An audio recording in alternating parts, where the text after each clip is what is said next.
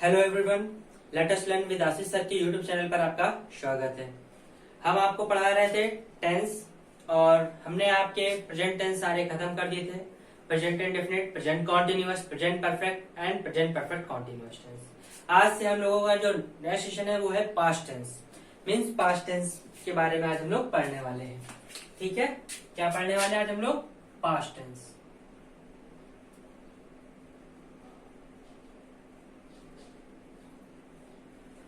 Past tense में आज हम लोग का जो पहले तो पास्ट टेंस के बारे में समझ लेते हैं। पास्ट टेंस होता क्या? पास्ट टेंस को हम हिंदी में क्या कहते हैं? भूतकाल। क्या कहते हैं? भूतकाल। इसे प्रेजेंट टेंस को हम लोग वर्तमान काल कहते थे, यानी कि जो ऐसा समय जो चल रहा हो। भूतकाल वह समय जो बीत चुका हो। ठीक है, उस समय को क्या कहते हैं? हम पास्ट टेंस कहते हैं। देखिए पास्ट टेंस, ठीक है, सबसे पहला आज हम लोग पढ़ेंगे पास्ट इंडेफिनिट टेंस। क्या पढ़ने वाले हैं? पास्ट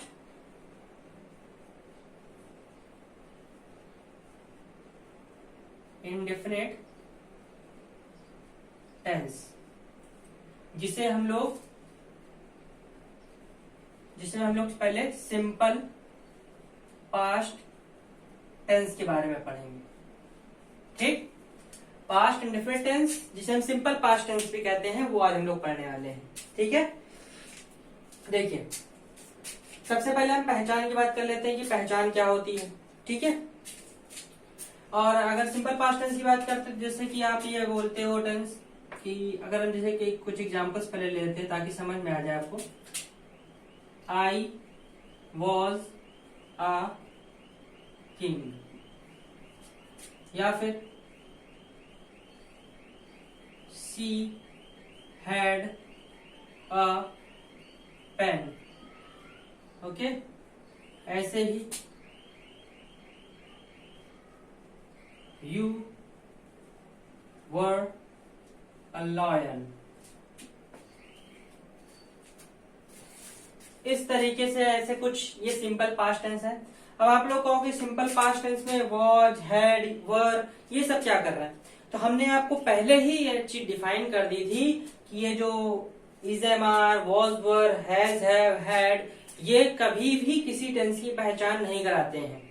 ठीक है, जैसे कि मैं एक राजा था, उसके पास एक पेन था, तुम एक शेर थे। ठीक है, इस तरीके से। ठीक है, तो ये सब जो टेंस है ये सिंपल पास्ट टेंस में आते हैं। किसमें आते हैं? सिंपल पास्ट टेंस में आते हैं। यानी कि जो हेल्पिंग वर्ब्स होती हैं ये चीज टेंस को डिफाइन नहीं करती हैं। इसके बाद जो आने वाली मेन वर्ब होती है उसकी जो फॉर्म्स होती हैं वो सब चीजें डिफाइन करती हैं कि वो कौन सा टेंस है। ओके, तो ये सिंपल पास्ट टेंस था। अब हम लोग सबसे पहले पहचान की बात करते हैं कि इसकी पहचान क्या है। प्रेजेंट पास्ट इंडेफिनिट टेंस की पहचान के बारे में पढ़ते हैं। ठीक है, पहचान क्या होती है, हेल्पिंग वर्ब कहां से ली गई है, कैसे ली गई है, ये सब चीजें पढ़नी है मेरे को। ठीक, सबसे पहले हम लोग क्या पढ़ेंगे? पहचान। पहचान क्या होती है वो समझते हैं हम लोग। पहचान होती है इसमें ता था, ती थी, ते थे और आ, ई, ए की मात्रा। ठीक, वह घर जाता था, वह घर जाती थी, वे घर जाते थे, या फिर आ, ई, ए की मात्रा मीन्स वह घर गया, वह घर गई, वे घर गए। ठीक, इस तरीके से ये उनकी पहचान होती है। अब आप लोग कहोगे तो ऐसी ही पहचान हम लोगों ने प्रेजेंट परफेक्ट में पढ़ी थी। उसमें हम लोगों ने क्या पढ़ा था? चुका है, चुकी है, चुके हैं, और फिर साथ में लिया है, दिया है। तो एक बात ध्यान रखिएगा, उसमें लिया है, दिया है आता है, इसमें मात्राएं आती हैं सिर्फ। ठीक, जैसे कोई क्रिया होती है उसके आगे सिर्फ मात्रा आ, ई, ए की मात्रा लगी होगी। वह घर गया, उसने खाना खाया। ठीक, वह बाजार गया। ठीक, वह बाजार से आया, इस तरीके से। तो ये चीज जो है ये किसकी पहचान कराती है? पास्ट इंडेफिनिट टेंस की पहचान कराती है। किसकी पहचान कराती है? पास्ट इंडेफिनिट टेंस की पहचान कराती है। अब हम लोग बात करते हैं वर्ब की बात करते हैं। किसकी बात करते हैं? वर्ब यानी कि क्रिया की बात करते हैं। देखिए क्रिया क्या है, सबसे पहले हम लोग क्या पढ़ने वाले हैं? Affirmative sentence. क्या पढ़ने वाले हैं? Affirmative sentence. तो जो अफर्मेटिव सेंटेंस है उसमें कोई भी हेल्पिंग वर्ब यूज नहीं होती है, सिर्फ वर्ब की सेकंड फॉर्म यूज होती है। क्या यूज होती है? वर्ब की सेकंड फॉर्म यूज होती है। बाकी जो बचे हुए सेंटेंस होते हैं, तभी हमने सेंटेंस नहीं, निगेटिव या इंटरोगेटिव होते हैं, उनमें कौन सी वर्ब यूज होती है? डिड। अब देखिए, जब हम लोग प्रेजेंट टेंस पढ़ रहे थे तो उसमें हम लोगों ने अफर्मेटिव सेंटेंस में वर्ब की फर्स्ट फॉर्म में एस आई एस लगाया था, और फिर निगेटिव सेंटेंस में हम लोगों ने डू डज का यूज किया था। ऐसा क्यों करते हैं वो भी समझ लीजिए। देखिए, सबसे पहले हम अफर्मेटिव सेंटेंस की बात करें तो ये अफर्मेटिव सेंटेंस यानी कि सिंपल प्रेजेंट या सिंपल पास्ट टेंस। तो असल में पास्ट टेंस में पास्ट वर्ब यूज होनी है, पास्ट वर्ब यूज तो होनी है। पार्टिसिपल हमने 3 बताए थे, प्रेजेंट, पास्ट और पास्ट पार्टिसिपल बताए थे। जैसे कि हमने बताया था डू, डिड, डन बताया था, और हैव, हैड बताया था। तो ये सब चीजें जो बताई थी वही चीज है, ठीक है। गो, वेंट, गॉन, ठीक। तो इसी तरीके से हर जगह हम लोगों ने सेकंड फॉर्म यानी कि पास्ट फॉर्म ही यूज करनी है। कौन सी फॉर्म यूज करनी है? पास्ट फॉर्म ही यूज करनी है, क्योंकि वहां पे आपको एक्चुअली में यहाँ पे कोई वर्ब तो यूज करनी नहीं होती, सिर्फ आपकी मेन वर्ब यूज होनी है। पास्ट टेंस में क्या मेन वर्ब यूज होनी है? मेन वर्ब की सेकंड फॉर्म, ठीक, मेन वर्ब की सेकंड फॉर्म। लेकिन जब आप निगेटिव या इंटरोगेटिव में जाते हो तो वहां पे आपको एक एडवर्ब मिल जाता है। जैसे निगेटिव सेंटेंस में आपको एक एडवर्ब मिल जाता है। तो निगेटिव एडवर्ब आ गया तो यानी कि वहां पे उससे पहले एक हेल्पिंग वर्ब की जरूरत पड़ती है। तो हेल्पिंग वर्ब की जरूरत पड़ती है, इसलिए वहां पे डू डज तो आना चाहिए। लेकिन चूंकि यहाँ पास्ट टेंस है इसलिए डू डज का पास्ट फॉर्म लगती है। डू डज का पास्ट फॉर्म क्या होता है? डिड होता है। इसलिए यहाँ पे कौन सी वर्ब आ जाती है? डिड आ जाती है। जैसे वहां पे डू डज यूज होता था वैसे यहाँ पे डू की पास्ट फॉर्म डिड यूज होती है, ठीक। तो जरा सा भी टेंशन लेने की नहीं, बिल्कुल ही सिंपल है, कोई दिक्कत की बात नहीं है। वर्ब की सेकेंड फॉर्म का मतलब है कि पास्ट फॉर्म यूज करना है। कौन सी फॉर्म यूज करना है? पास्ट फॉर्म यूज करनी है, ठीक है। तो इसीलिए हमने लिख दिया है कि अफर्मेटिव सेंटेंस में वर्ब की सेकंड फॉर्म यूज करते हैं। बाकी जो बचे हुए मतलब कि नेगेटिव और इंटरोगेटिव सेंटेंस है, अदर को हटा करके आप अदर में इंपरेटिव ना पहुंचाइएगा, मीन्स निगेटिव और इंटेरोगेटिव, ठीक है। इसमें आपका क्या यूज होता है? डिड यूज होता है। किसका यूज होता है? डिड का यूज होता है। Okay, any problem? चलिए अब हम आगे बढ़ते हैं। सबसे पहले हम अफर्मेटिव सेंटेंस की ही बात करते हैं। किसकी बात करते हैं? अफर्मेटिव सेंटेंस की ही बात करते हैं। ये डिड कहां से आया? समझ में आ गया कि हम ये डिड हेल्पिंग वर्ब कैसे यूज करते हैं, क्यों यूज करते हैं। हमने जैसे ऑक्सिलरीज में बताया हुआ था, क्या बताया हुआ था? प्रेजेंट, पास्ट और पास्ट पार्टिसिपल बताया था। डू, बी और हैव यूज करते थे, यही ऑक्सिलरीज होती थी। डू की प्रेजेंट में तो डू और डज आता था, ठीक। बी में क्या आता था? इज, एम और आर आता था। और हैव में क्या आता था? हैज और हैव आता था, ठीक है। इसकी पास्ट में क्या आते थे? डिड आता था। बी में क्या आता था? वॉज वर हो जाता था। क्या हो जाता? Was were. बाकी एक्चुअली में तो बी ही रहती है, बेस फॉर्म तो बी ही रहती है। ऐसे ही हैव की पास्ट फॉर्म क्या होती थी? हैड होती थी, ठीक। पास्ट पार्टिसिपल में जाओगे तो डू, डिड, डन। ऐसे ही बी में बीन हो जाता है, ठीक। हैव में हैड हो जाता है, ये बताया हुआ था। अभी हम जब अगला सेशन में जब हम पास होंगे तब यही बताएंगे ये वॉज वर कैसे हम याद कर सकते हैं। बहुत आसान होता है, कोई दिक्कत नहीं होगी, आप आसानी से याद कर लोगे। याद क्या, आपको बिल्कुल दिमाग घुस जाएगी ये बात, कभी भूल ही नहीं सकते हो, ऐसी चीज बताएंगे। जैसे आप अभी डू का डिड बताया, ये आप कभी नहीं भूलोगे कि पास्ट इंडेफिनिट टेंस में आप हेल्पिंग वर्ब डिड का यूज करते हो।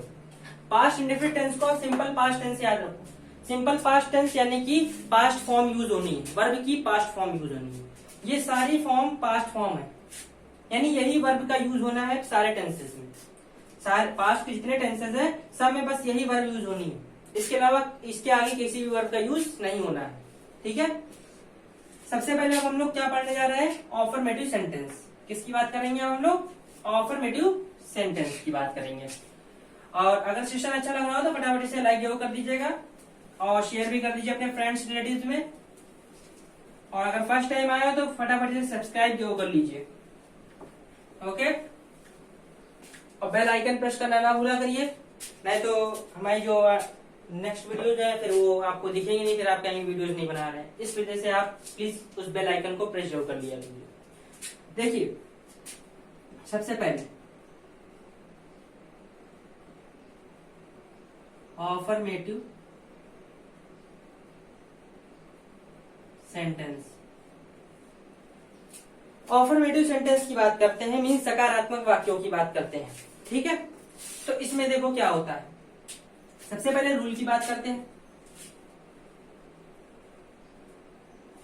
रूल जो हमने बताया हुआ है वही यूज करना है, सब्जेक्ट वर्ब ऑब्जेक्ट, इसके अलावा कुछ हम बताना नहीं इसमें। अब वर्ब हमने जैसा कि बताया आपको, वर्ब की पास्ट फॉर्म यूज होनी है, मतलब कि वर्ब की सेकंड फॉर्म यूज होनी है।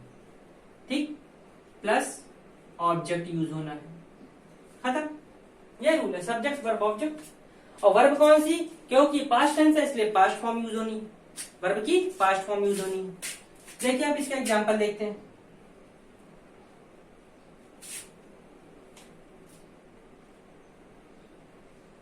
उसने खाना खाया,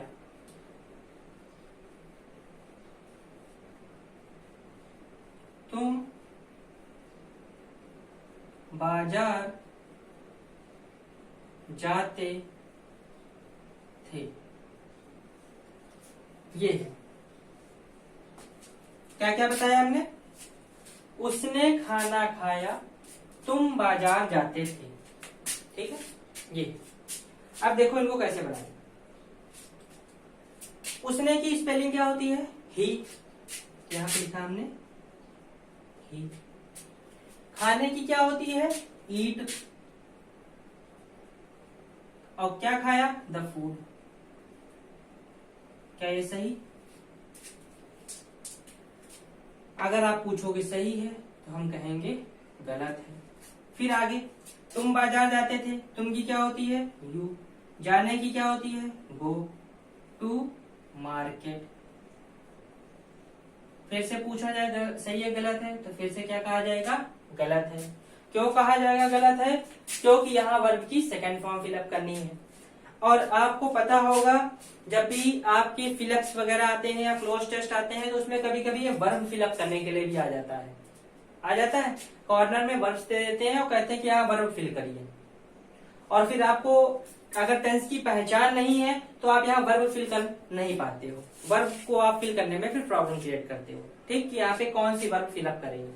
तो इसलिए अगर टेंस की पहचान है तो ये आपको पता चल जाएगा कि यहाँ पे कौन सी वर्ब फिलअप करेंगे। अब जैसे यहाँ पे ईट की क्या फॉर्म यूज करनी है हमें, ईट, क्या यूज करनी है, ईट।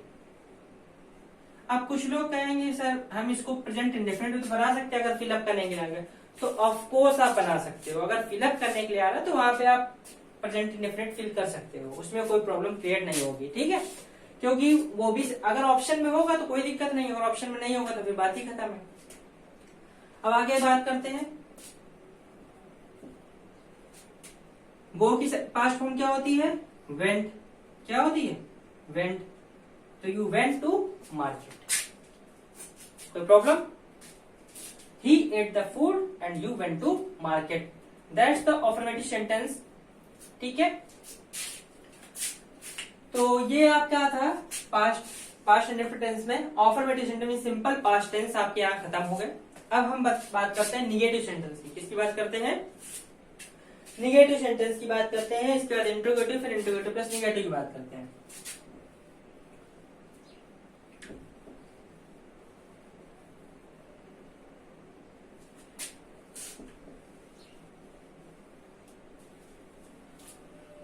अब निगेटिव सेंटेंस में क्या होता है देखिएगा, एक बात हमने बताई हुई है, जब एक बार कोई हेल्पिंग वर्ब यूज होती है तो दूसरी हेल्पिंग वर्ब फिर बेस फॉर्म आती है। ठीक, जो चीज हमने बताई हुई है, यानी कि उसकी प्रेजेंट फॉर्म आती है और कोई फॉर्म यूज नहीं कर सकते। ठीक है, देखिए अजय सब्जेक्ट, अब यहाँ पे हेल्पिंग वर्ब आएगी, हेल्पिंग वर्ब कौन सी आएगी, डिड आएगी। ठीक है, इसके बाद क्या आएगा, नॉट। सबसे पहले तो बता दे कौन सा सेंटेंस। अब हम लोग क्या बताने जा रहे हैं, निगेटिव मीन्स नकारात्मक वाक्य। क्या बताने जा रहे हैं, नकारात्मक वाक्य। ठीक है, क्या बताने जा रहे हैं, नकारात्मक वाक्य। नकारात्मक वाक्य क्या होते हैं, नकारात्मक वाक्य यानी कि जिसमें हम नहीं का यूज करते हैं, नॉट का यूज करते हैं, नेवर का यूज करते हैं, ये सब चीज। ठीक है, देखिए तो इसमें सब्जेक्ट, फिर इसके बाद डिड, फिर इसके बाद नॉट। जब एक बार पास्ट फॉर्म यूज हो गई है तो दोबारा हम पास्ट फॉर्म यूज नहीं कर सकते हैं, इसलिए जो मेन वर्ब आएगी उसकी कौन सी फॉर्म यूज करनी है, हमें फर्स्ट फॉर्म यूज करनी है।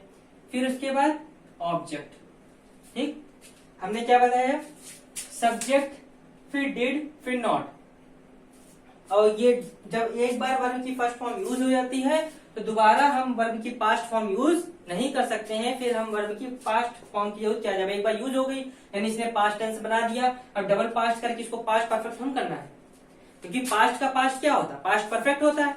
तो पास्ट का पास्ट करने की जरूरत क्या है। ठीक, जैसे प्रेजेंट परफेक्ट का पास्ट क्या होता है, पास्ट इंडेफिनिट, और पास्ट इंडेफिनिट का पास्ट क्या होता है, पास्ट परफेक्ट। ठीक है, तो पास्ट का पास्ट नहीं बना सकते हैं, इसलिए यहाँ एक ही बार पास्ट फॉर्म यूज करेंगे, दोबारा पास्ट फॉर्म यूज नहीं कर सकते हैं। यहाँ पे फिर आपको प्रेजेंट फॉर्म का ही यूज करना है। ठीक है, और हम लोग आगे बात करते हैं एग्जाम्पल्स की।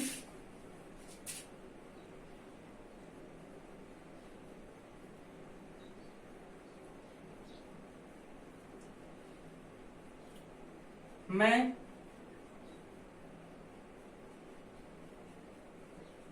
स्कूल नहीं जाता था।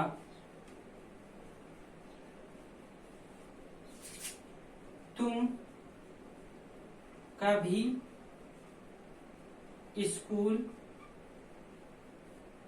नहीं गए। देखिए इसका बनाना है, मैं स्कूल नहीं जाता था। देखिए इसको कैसे बनाएंगे, मैं यानी कि आई, इसके बाद डिड, इसमें आपको सिंगुलर प्लूरल से मतलब ही नहीं। फिर नॉट, जाने की क्या होती है, गो, फर्स्ट फॉर्म यूज करनी है। To school. ठीक है, अब यहां पे लिखा तुम कभी स्कूल नहीं गए। अब इसको कैसे बनाएंगे, अब you did not go to school.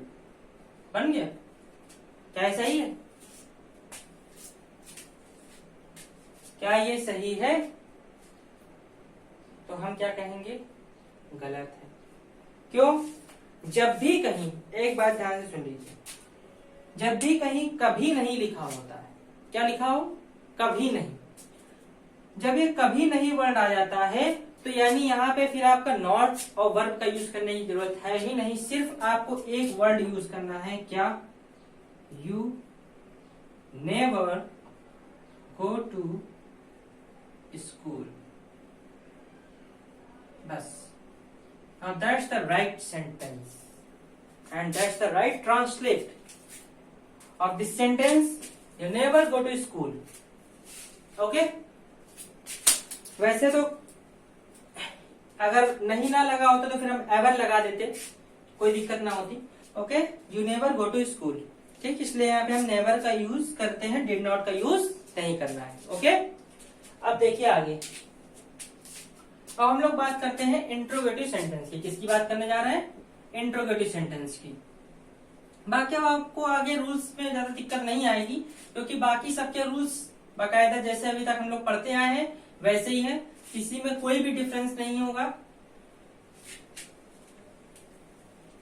वही फर्स्ट टाइप सेकेंड टाइप हम लोग को पढ़ना है।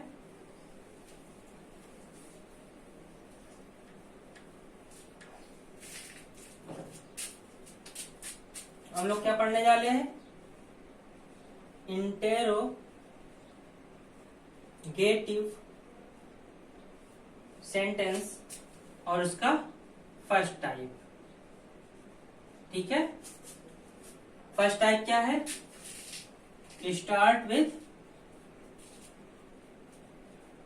हेल्पिंग वर्ब, हेल्पिंग वर्ब से स्टार्ट होने वाले सेंटेंसेस। और यूपी बोर्ड वालों के लिए मीन्स जिसमें क्वेश्चन वर्ड मीन्स जो प्रश्नवाचक शब्द होते हैं वो वाक्य के पहले आएंगे। ठीक, क्या क्यों ये सब पहले आएगा। अब जैसे कि पहला है, पहले हम रूल समझ लेते हैं। सबसे पहले क्या आने वाला है? डिड, फिर उसके बाद सब्जेक्ट, फिर उसके बाद वर्ब की फर्स्ट फॉर्म, फिर उसके बाद ऑब्जेक्ट। ओके, ये वी आई का मतलब वर्ब की फर्स्ट फॉर्म होता है। अब इसके बाद हमने कुछ किया तो है नहीं इसमें, बस क्या वही चीज हमने बताई थी। हेल्पिंग वर्ब क्या होगा? सब्जेक्ट के पहले आ जाएगी, बाकी सब चीजें वैसे ही लिखी रहेंगी। ठीक है, देखिए क्या बच्चों ने मैदान में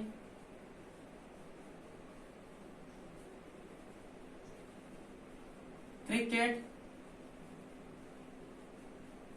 खेला?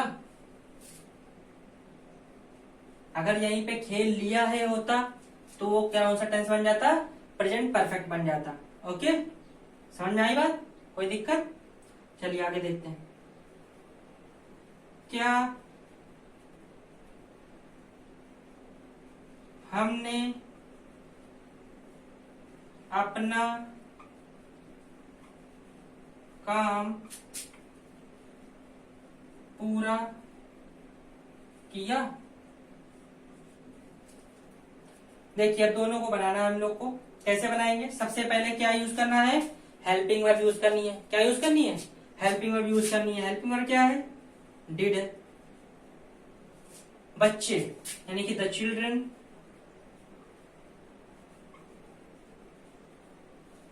खेलने की क्या होती है? Play. Did the children play? क्या खेला? क्रिकेट। कहा? इन द मैदान।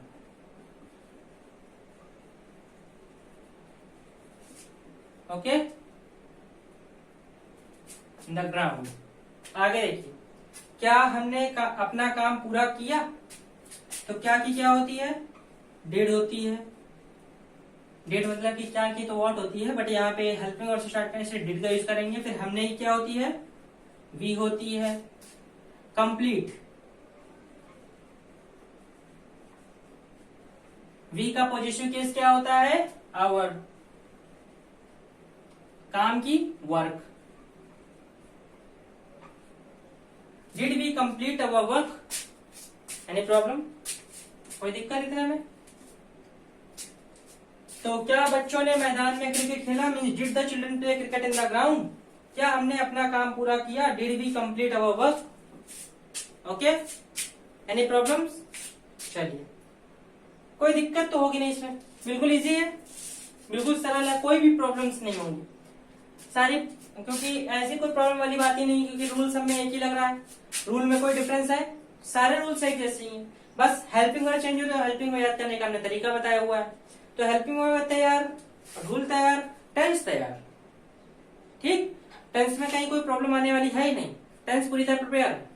अगर टेंस प्रिपेयर यानी कि आपकी active passive voice prepare, direct indirect prepare, ठीक, और पूरी ग्रामर प्रिपेयर। अगर टेंस प्रिपेयर है तो समझ लीजिए पूरी ग्रामर प्रिपेयर है। देखिए अब आगे इसका सेकंड टाइप,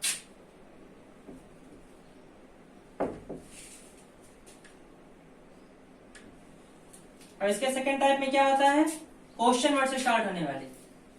मींस अगर यूपी बोर्ड वालों की बात करें तो जो प्रश्नवाचक शब्द है वो वाक्य के बीच में आएंगे। मीन्स हम ये काम क्यों करते हैं, मतलब करते थे, लाइक दैट। ठीक, तुम कहाँ रहते थे, तो स्टार्ट विथ क्वेश्चन वर्ड। जब क्वेश्चन वर्ड से स्टार्ट करने की बात करें तो यहाँ पे पहले क्या आना है, क्वेश्चन वर्ड ही आना है। ठीक, पहले क्वेश्चन वर्ड आएगा, फिर बाकी जैसे लिखा हुआ था डिड, सब्जेक्ट, वर्ब की फर्स्ट फॉर्म और ऑब्जेक्ट, वो वैसे ही रहने। और जैसा कि अभी हमने बोल ही दिया टेंस, तो वही लिख देते हैं। तुम कहाँ रहते थे। ठीक, अगला जैसे बोल देते हैं वे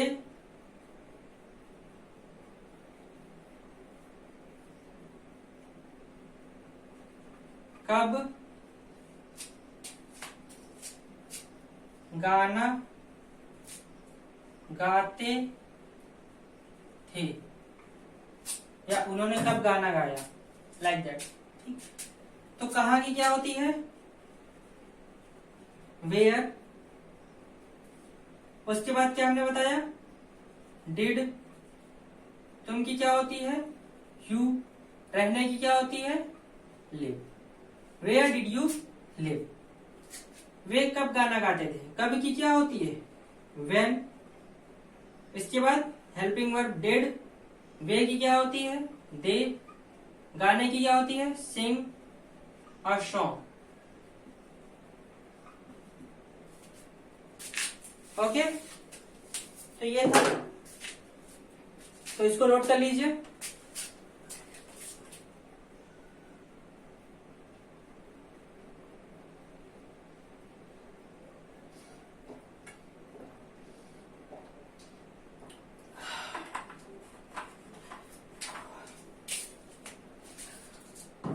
ठीक है, सिंपल है, कोई प्रॉब्लम तो होगी नहीं इसमें। अब इसका जो इंट्रोगेटिव प्लस नेगेटिव बचता है उसमें तो आपको पता ही क्या करना है, बस सब्जेक्ट के बाद किसका यूज कर देना है, नॉट का। ठीक है, बाकी इसमें और भी तो कोई चेंजेस करने नहीं है। तो ये जो था आपका पास्ट इंडेफिनिट टेंस, ये आपका खत्म हो चुका है। बट अभी एक टाइप का, मतलब प्रेजेंट परफेक्ट और पास्ट इंडेफिनिट का मिला करके एक टाइप के टेंस बनते हैं। वो कैसे होते हैं, जैसे कि नहीं बोलते हैं मेरे आने से पहले तुम खाना खा चुके थे। ठीक, तो ये वाले टेंस जो है ये हम सोचते हैं पास्ट परफेक्ट और पढ़ा ले फिर उसके बाद बताते हैं, क्योंकि इसमें जो है पास्ट परफेक्ट और भी कई टाइप के टेंस शामिल कर सकते हैं, कोई दिक्कत नहीं। बट पास्ट इंडेफिनिट का ज्यादा यूज होता है, तो सोचा पहले पास्ट के सारे बता दे फिर उसके बाद हम बताएंगे। ठीक है, चलिए कोई बात नहीं, 3 सेशन और बचे इसके बाद, बस past continuous, past perfect and past perfect continuous. ये 3 सेशन कंप्लीट होते ही आपके फिर आप उस टाइप के सेंटेंस बता देंगे, फिर फ्यूचर चालू होंगे। ओके, तो आई थिंक आपको ये समझ में आ गया होगा कि पास्ट टेंस क्या होते हैं, और सिंपल पास्ट टेंस और पास्ट इंडेफिनिट टेंस पूरा क्लियर हो गया होगा। अब इसके बाद जो आपका सेशन है वो है पास्ट कॉन्टिन्यूअस टेंस। ये आपको बताना है, पास्ट इंडेफिनिट टेंस पूरी तरीके से खत्म हो चुका है, और अगर आपको ये अच्छी तरह समझ में आ गया हो तो तुरंत हमारा सेशन लाइक जरूर कर दीजिए, और प्लीज इसे शेयर जरूर कर दिया कीजिए, ताकि ज्यादा से ज्यादा लोगों तक ये नॉलेज पहुंच सके। ओके, बाकी हमारे साथ जुड़ने के लिए थैंक यू।